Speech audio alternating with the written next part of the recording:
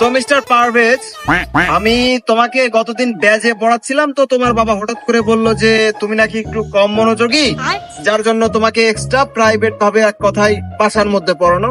তো সেই উদ্দেশ্যে কিন্তু তোমাকে নিয়ে আজকে আমি এই ফ্রি ফায়ারের যে সেটিং বিষয়ক এটাই বসছি। তো শুরুতেই হচ্ছে ফ্রি ফায়ার জাতির মেরুদণ্ড, আর দ্বিতীয় কথা হচ্ছে সমগ্র অজাতি ফ্রি ফায়ার ছাড়া অচল।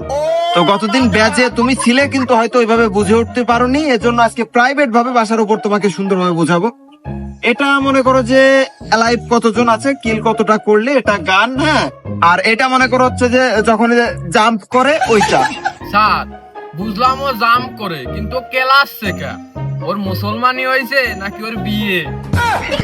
এই না, তুমি বুঝতে ভুল করছো, এটাতে জাম্পই করতে হয়। এটা গেমের ভিতর গেলে আরো ভালোভাবে বুঝিয়ে দেবো। তো আমরা পরের বিষয়ে আসি। এই যে এইটা হচ্ছে যে হ্যাঁ স্যার ওইটাই ওই যে ওর ওইরকম লম্বা হাতের মতন কি স্যার, ওটা আমি তো বুঝলাম না, একটু বুঝিয়ে বলেন তো। আরে আমি বোঝাবো, আমার কথা মনোযোগ সহকারে শোনো। এটা হচ্ছে বসে থাকার যে বাটন আছে, যখন লাইক মনে করো এনিমি আসলো, তুমি একটু ওই গ্লুয়ালের পিছনে বসলে। তো যাই হোক, আমরা পরের যে বিষয়টা যাই। এইটা হচ্ছে মনে করো যে ফায়ার করতে হয়, কতদিন হয়তো দেখিয়েছিলাম। ফায়ার ড্রাগ করলে ভালো হেডশট লাগে। স্যার হ্যাঁ আমি ওটা বুঝেছি, কিন্তু ওই যে ওইটার নিচে ওই যে শুয়ে রয়েছে ও কি অসুস্থ? আরে বেচারা, আমি এটা বলবো তো সে সুযোগটা তো তুমি দিবা নাকি? বিষয়টা আমি বুঝে উঠতে পারলাম না। তোমাকে বলছি না বুঝলে শুনবা, তবে আমার বুঝানোর সেই সময়টুকু তো দিবা নাকি? বিষয়টা আমি বুঝলাম না তো। এটা হচ্ছে ওই ঘাসের মধ্যে শুয়ে থাকার জন্য, বিশেষ করে তুমি তো নুব। এ মাস্টার রে কি জানু, তুই আমার সাথে 1 vs 1 খেলবি? আরে এ তো বহুত বাড়া বেড়ে যাচ্ছে। আমি তোমার মাস্টার, তোমার কথাবার্তা সিরি তো আমি বিষয়টা বুঝে উঠতে পারলাম না। স্যার মনে করেন আমি একটু উত্তেজিত হয়ে গেছিলাম। যাই হোক পরের বিষয়টা একটু শুরু করেন।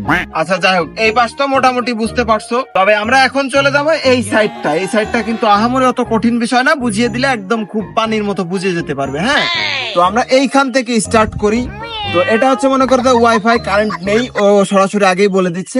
আর এটা মনে করো মাইক, তুমি যে বেশি গালাগালি যদি করো তাহলে কিন্তু মাইক অফ করে দেবে। এটা গ্রিনার নতুন সিস্টেম আর কি। হ্যাঁ, তো এইটা হচ্ছে জি স্যার ওইটাই তো ওইটা স্যার আমো দিয়ে রয়েছে কে?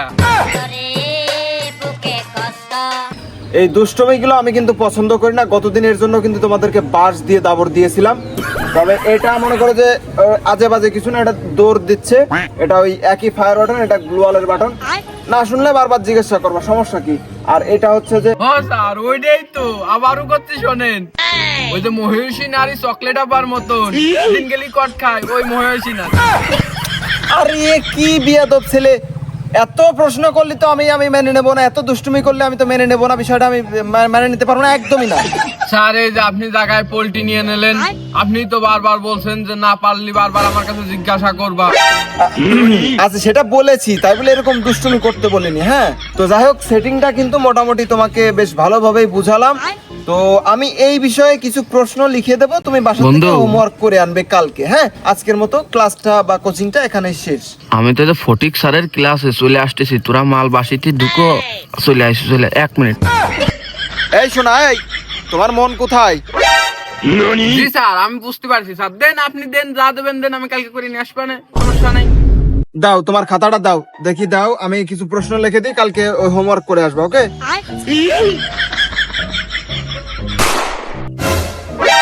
এ ভালো কথা।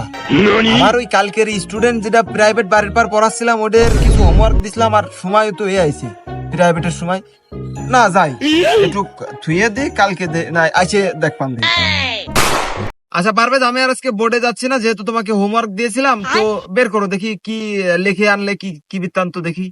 জি স্যার সব করে আনছি স্যার, এই যে স্যার দেখি।